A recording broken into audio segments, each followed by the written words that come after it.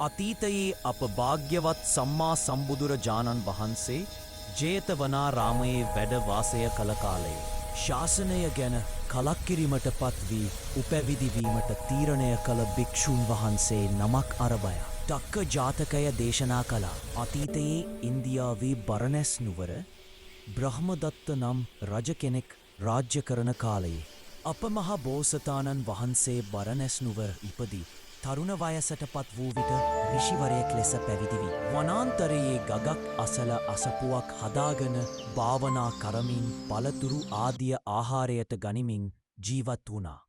මේ විදියට කාලයක් භාවනා කරමින් චිත්ත සමාධිය ඇති කරගත් අප මහා බෝසතාණන් වහන්සේට අෂ්ට සමාපත්තීන්ද පංචාභිඥාවන්ද ලැබී එර්දි ප්‍රාතිහාරයන්ද ලැබුණා.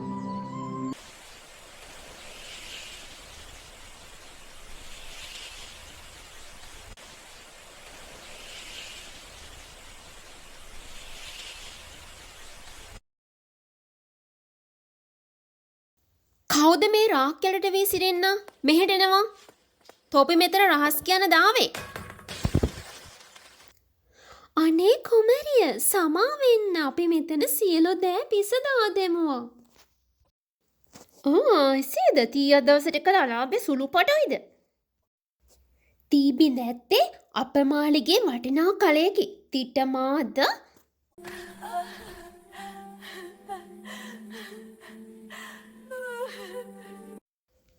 අහෝ කුමරිය මට සමා වෙන්න.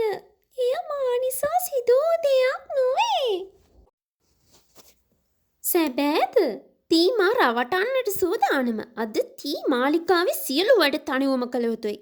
තිට හැකි කිඹුල් කඳුළු හෙලන්නට. අනේ කුමරිය මා කෙසේ දෙතරම් කාර්යයන් කරන්නේ? මට අනුකම්පා කරන්න. තිට වැඩක් කීවාම ඒ හරියට කරගන්නවත් බැරිද? කාසි පණන් ගන්නට ති වෙලාවට පියාණන් ඉදිරිපිට. අද මම තිට අනේ පා කුමරිය අනේ පෝ. තොපි මෙතන මොකද බලා සිටින්නේ? බලා සිටිනවටත් මා පියාණන් තොපිට මසුරන් ගෙවනවාද?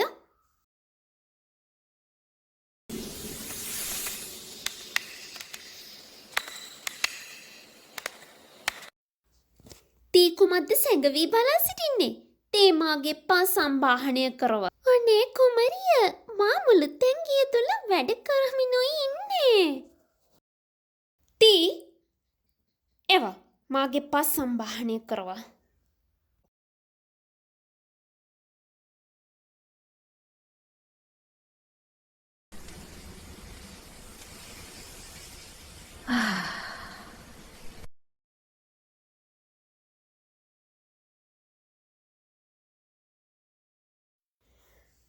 මොකද බලා සිටින්නේ? මාගේ ආභරණ පැළඳෝපිය. මාගේ වස්ත්‍ර පිළිවෙලකට සකස් කරපිය. කුමරිය මා මුළු තැන්ගේ ආහාර පිසමින් හිටියේ. මා ආහාර පිස අවසන්ව වස්ත්‍ර සකස් කර දමන්නම්. නුඹට එක කාර්යයක්වත් හරියාකාරව කළ නොහැකි. තිගේ ඇති කපටිකම. ත්‍රි වස්ත්‍ර සකස් කර දමා ඉන්පසු මාගේ කොණ්ඩේ දෙපිර තිය ගායින් දෙපිය.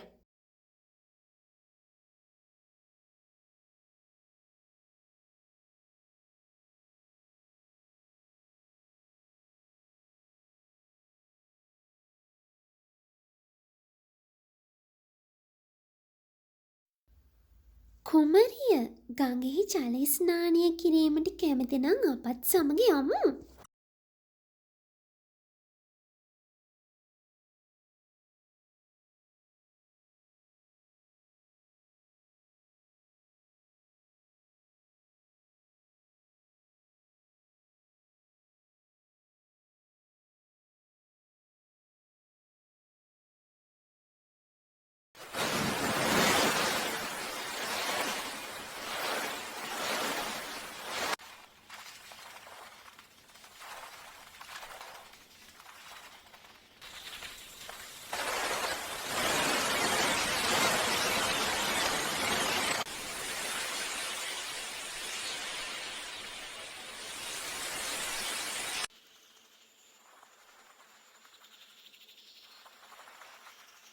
බරණැස් සිටුවරයාගේ දියණිය වූ මේ දුෂ්ට කුමරිය මෙහෙකාරියන් සමග ගගට ගියා.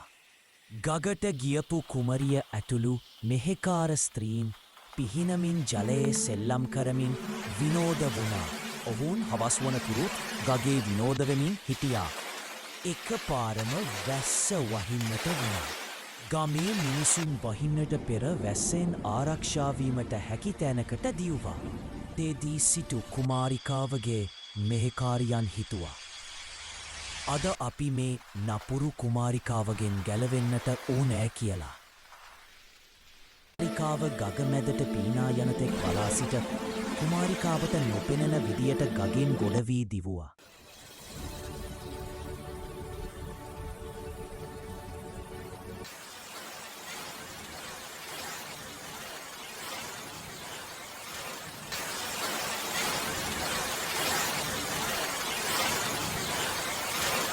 වේගවත් ජල සැඩ පහරකට කුමරිය ගසා ගෙන ගියා.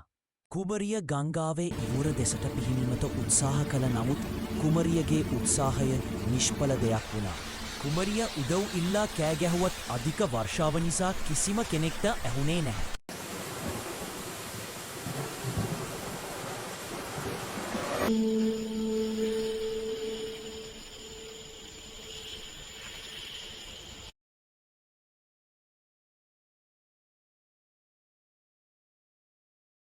කොහෙද කුමරියා ඇය තනිකර දමා ආවාද?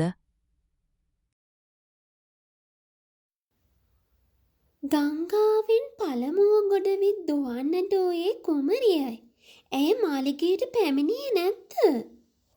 මේකාර ස්ත්‍රීන්ගේ කතාව අසා කුමරියගේ නෑදෑයන් බියට පත්වී කුමරිය සොයන්නට ගියා. කුමරියගේ ඥාතීන්ට කුමරිය පිළිබඳ කිසිදු තොරතුරක් සොයා ගැනීමට නොහැකිවිය.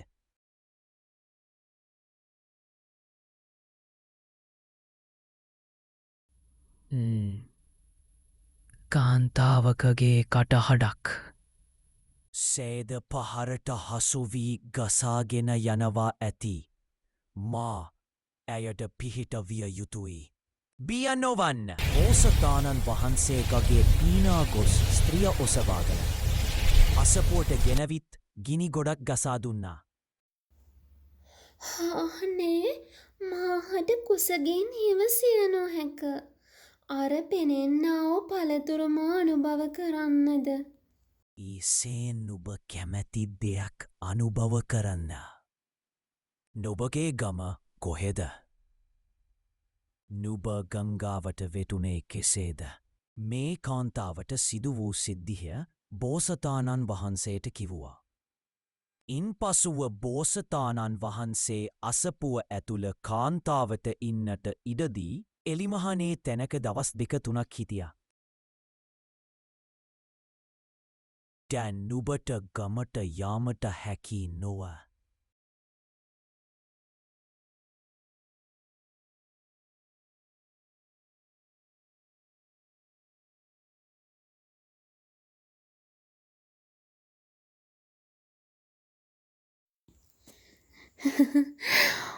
මා මේ තාපසයන් වහන්සේ වසඟයටගෙන ඔහුගේ සීලය බිඳ දැමිය යුතුයි.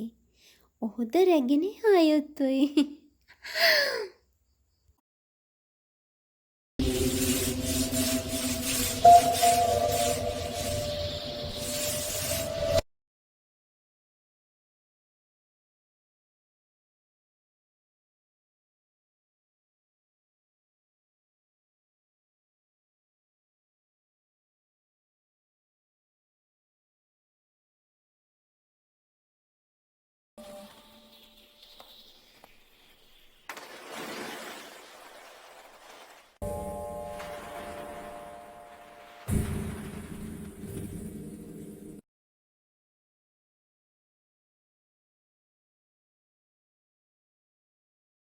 කාන්තාවගේ හැසිරීම කාමය ඇතිවන පරිදි සිදු කළ නිසා.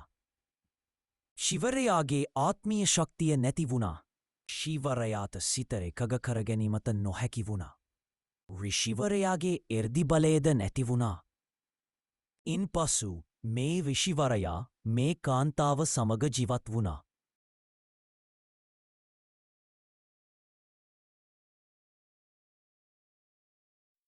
ස්වාමීනි, මේ කැලෑවේ අප දෙදෙනාට පමණක් ජීවත් විය හැකිද? මේ ආරණ්‍යයෙන් දීමෙන් අපට ලැබෙන ප්‍රයෝජනයක් නෑ. අප දෙදෙනා මනුෂ්‍යයන් වාසය කරන ප්‍රදේශයකට යමු. බෝසතාණන් වහන්සේ කාන්තාවත් එක්කරගෙන ගම්මානයකට ගියා.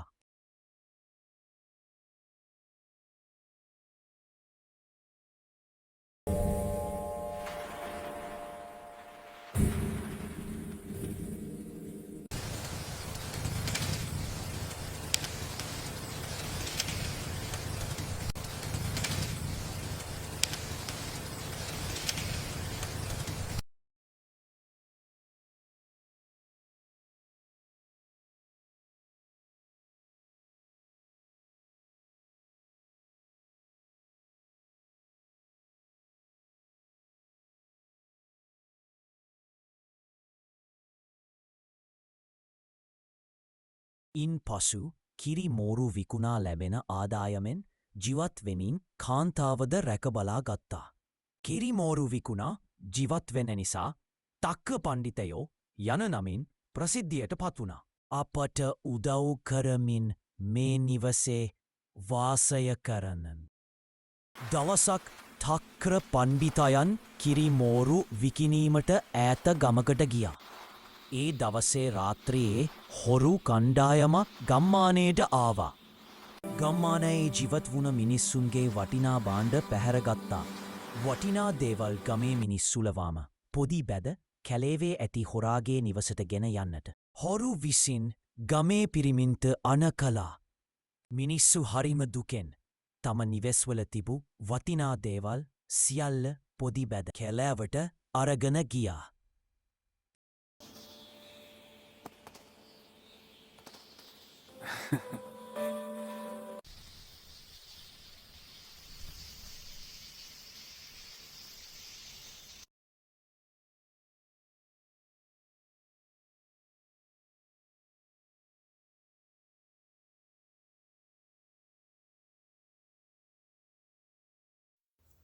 අනේ, මේ මොන විපතක්ද? කුමරියගේ රූපයට සිප් බැදගත් හොරු රැලේ නායකයා. කුමරියත් ඔසවාගෙන කැලයට ගියා. මේ වගේ සුන්දර කාන්තාව මා ඇය රැකන යනවා.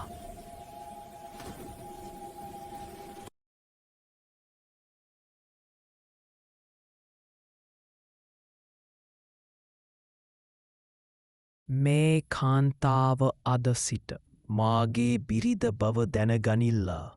ඔබලා මොකද මෙතන තවත් බලාගෙන ඉන්නේ පලයල්ලා.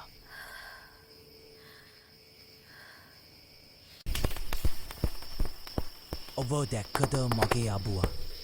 ඇය ආගිය තැන කොරු කාණ්ඩයක් ගමට ආවා. මේ මිනිස්සුන්ගේ වටිනා දේවල් සියල්ල පැහැරගත්තා. උන්ඩලාගේ මහායකා ඔබගේ බිරිදත් ඔස්සවාගෙන ගියා. ආරංචි වුණ විදියට උන්ඩාලගේ මහා එකා බිරිද කරගත්තාලු. ඇයට මේ තරම් කරදරයක් වුණා. ඇයට මගෙන් වෙන්වෙලා ජීවත් විය හැකිද. අය කොහොම හරි නැවත ඒවි.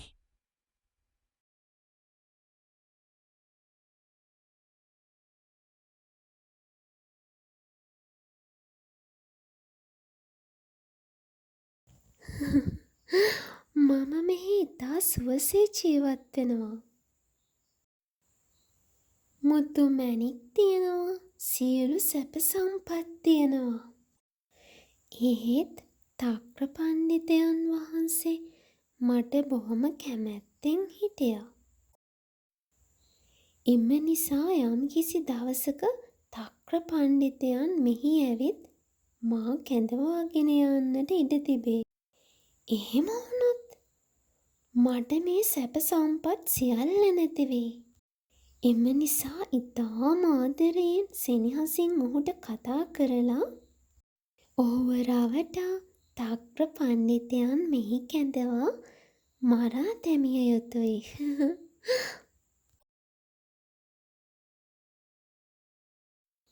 මෙහෙන්න. නුඹ යන්නේ ගම්මානයටද? එහෙමයි. නුඹ දන්නවා නේද මම කවුරුන්ද කියලා? මේ දේවල් කාටවත් කියන්න එපා. මම කිසිවක් කියන්නේ නැත.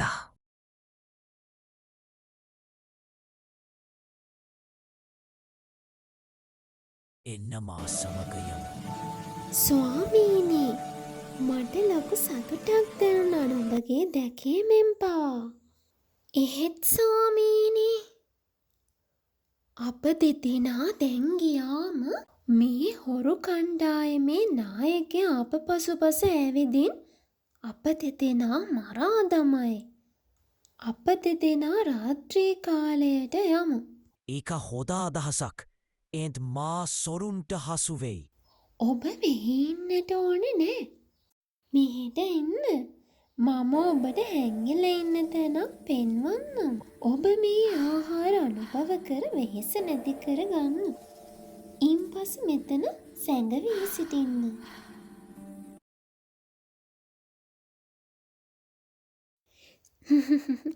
ස්වාමීනි, ඉතින් මේ වෙලාවේ ඔබගේ සතුරා දැක්කොත් කුමක්ද කරන්නේ? සෝදුරිය ඔබ කුමක්ද කියන්නේ? මොකද? සතුරා මේ අසලම ඉන්නවා ස්වාමීනි. ඔබ කුමක් කියනවාද? සතුරා ඉන්නවා. කොහෙද? නායක හොරා ගිනිහුලක් අරගෙන ගියා. ඉන් පසු බෝසතාණන් වහන්සේ හැංගිලා ඉන්න තැනට ගොස්. මේ තක්‍ර පණ්ඩිතයන්ට පහර දෙන්නට වුණා. ඉන් පසු තක්‍ර පණ්ඩිතයන්ගේ අත් දෙකම පිටුපසට තබා බැද හිරකර තැබුවා. හොරු කණ්ඩායමේ නායක හොරා ඊළඟ දවසේ හවස් වෙලාවේදී රාපානය කර මත් වූ පසු තක්‍ර පණ්ඩිතයන් ඉන්නා වූ තැනට ගියා. පෙරදිනයේ පරිදිම පහර දෙන්නට පටන් ගත්තා. කෝධනාකතඥූච පිසුනාමිත්ත දුහිකා. මේ පුරුෂයාට මේ තරම් වේදනාවක් තිබියදී මට කිසිත් නොකියා මේ පද හතරම කියනවා. එයට හේතුව මා දන්නේ නැත. මේ කරුණ මේ මිනිසා ගැන අහන්නට ඕනේ. නුඹ මේ ලෙසට බොහෝ පීඩා විදිමින් මේ සතර පදයම කියන්නේ ඇයිද? ඔබ එය දැනගැනීමට කැමැති නම් අහගන්න. මම ඉස්සර වනාන්තරයේ ජීවත් වූ අධ්‍යාත්මික ශක්තිය වර්ධනය කරගත් ඍෂිවරයෙක්. දවසක් රාත්‍රී කාලයේ කාන්තාවක් ජලයේ සැඩ පහරට හසු වී ගසාගෙන ගියා. ඇය උදවු ඉල්ලා කෑගහමින් ගගේ පාවෙනවා මම දැක්කා. මම ඇයට උදව් කර ඇගේ ජීවිතය බේරාගත්තා. ඉන් පසු මේ ස්ත්‍රියගේ මායම් පෙන්වා මා කාමයට පොළඹවනු ලැබුවා. පසුව මා ලබාගත් අධ්‍යාත්මික බලය මට අහිමි වුණා. මම මේ ස්ත්‍රිය සමග මේ ගම්මානයට ආවේ ඇයත් සමග ජීවත් වෙන්න. එහෙත් දවසක් හොරෙක් ඇයව පැහැරගෙන තිබුණා. අසුව ඇය කැලෑවෑ ගමන් කළ වෙලෙන්තෙකු අත මට පනිවුඩයක් ඒවා තිබුණා. ඇය දුකසේ මෙහෙ ඉන්නවා කියලත් ඇවිත් රැගෙන යන්න කියලත් කියා තිබු නිසා මා මෙහෙ ආවේ. මම ආවට පසු ඇයමට මෙහි සැගවී ඉන්නට කියලා පසුව නුබට පවා දුන්නා. මේ ස්ත්‍රිය මොන වගේ ස්ත්‍රියක්ද? මේ ස්ත්‍රිය මේ තරම් ගුණ ඇති මේ පුරුෂයාට නපුරුකම කළා. එසේනම් මටද යම් උපද්‍රවයක් කළ හැකිය. සෝතෝරියා දැන් සතුටෙන්ද? මට සතුටුයි. ඔබ වැනි නිර්භීත නායකයෙකු මගේ ස්වාමි පුරුෂයෝ වීම ගැන. හොරු කණ්ඩායමේ නායකයා කාන්තාවගේ හිත ප්‍රබෝධමත් කර මේ පුරුෂයා ගමින් පිටතදී මරා දමමි කාන්තාවට කියා. කඩුව අරගෙන කාන්තාව සමග ගමින් පිටතට ගියා. ඊන් පසු තක්‍ර පණ්ඩිතයන්ගේ අත් දෙක අල්ලාගන්නට තවත් හොරුන්ට අන කලා. හොරු රැලේ නායකයා තක්‍ර පණ්ඩිත්‍යන්ට පහර දෙන්නාක් මෙන් පෙන්වා කාන්තාවට කඩුවෙන් ගැහුවා. ඉන් පසු මේ නායක හොරා හිස සෝදා ස්නානය කළා. ඉන් පසුව තක්‍ර පණ්ඩිතයන්ට මිහිරි ආහාර පාන ලබාදී අවශ්‍ය කටයුතුහු සපයා දුන්නා. දැන් කොතනකද නුබ යන්නේ? මේ ගිහි ජීවිතයේ මට ඉන්න බැහැ. ඒක නිසා මම නැවත වනගත වී ඍෂීවරයෙක් ලෙස පැවිදි වී ගිහි ජීවිතයෙන් ඉවත් වෙමි. එහෙනම් මමත් පැවිදි වෙනවා. ඉන් පසු දෙදෙනාම ඍෂිවරුන් ලෙස පැවිදි වී වනාන්තරයේ ඇති අසපුවට ගියා. මේ දෙදෙනාම භාවනා කරලා අධ්‍යාත්මික ශක්තිය වර්ධනය කරගත්තා. ඉන් පසු කාලයක් තිස්සේ වීරයෙන් භාවනා කරමින් කෙලෙස් නසා පංචාභිඥ අෂ්ට සමාපatti උපදවා ගත්තා. ඊන් පසු ජීවිතය අවසානයේ බ්‍රහ්ම ලෝකයේ ඉපදුනා. අප භාග්‍යවත් සම්මා සම්බුද්ධ රජාණන් වහන්සේ මේ අතීත කතා වස්තුව දේශනා කර. මෙලෙස ලාමක සීතක් ඇතිකර ගැනීමෙන් ධ්‍යාන සැපේ, මාර්ග සැපේ, ඵල සැපේ යන ත්‍රිවිධ සැපයන් පිරිහෙන බව දේශනා කර තිබේ. ඉන් පසු චතුරාර්ය සත්‍ය දේශනා කළසේක. චතුරාර්ය සත්‍ය දේශනාව අවසානයේදී ශාසනය පිළිබඳව කලකිරුණු භික්ෂූන් වහන්සේ සෝවාන් වූසේක. ඒ සමයෙහි සොර දෙටුතේම දැන් ආනන්ද ස්ථවිර වූ බවත් තක්‍ර පණ්ඩිතව ඉපිද සිටියේ තිලෝගුරු සම්මා සම්බුදුරජාණන් වහන්සේ බවත් අප භාග්‍යවත් සම්මා සම්බුදු රජාණන් වහන්සේ දේශනා කර තිබේ.